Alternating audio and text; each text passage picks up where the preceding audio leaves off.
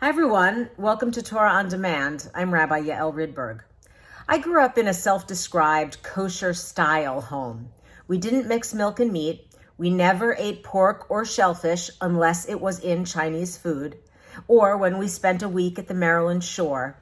And we had one set of dishes in our house for everything. It felt normative to me.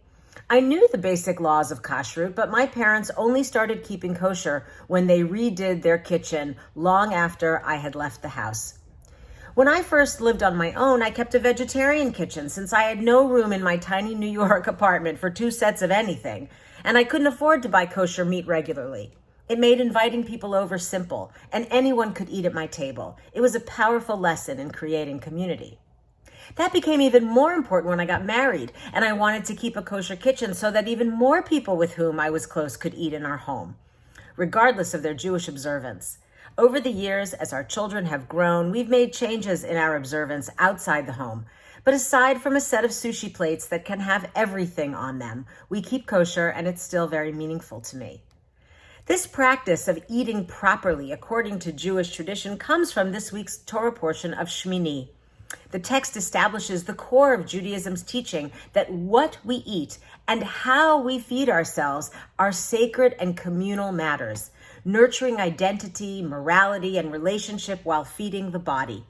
Kashrut invites us to solidify our connection with Jews across time and space through an elevation of the most basic need, to be fed, with values and with vision for what it means to be connected to community.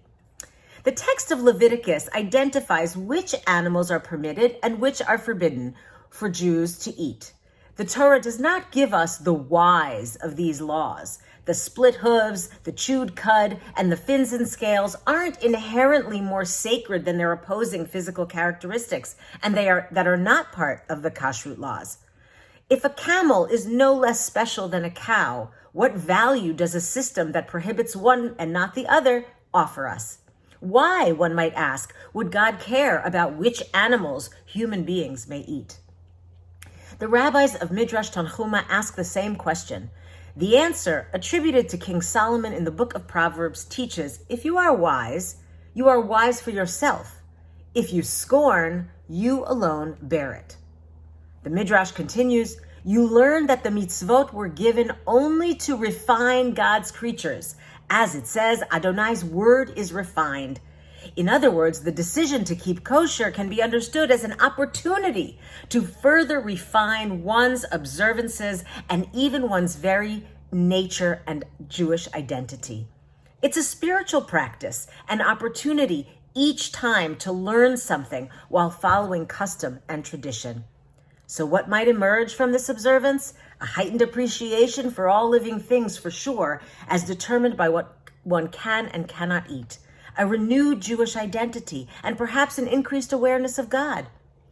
Kashrut is a traditional category of meaning whose details often obscure the spiritual power of observance.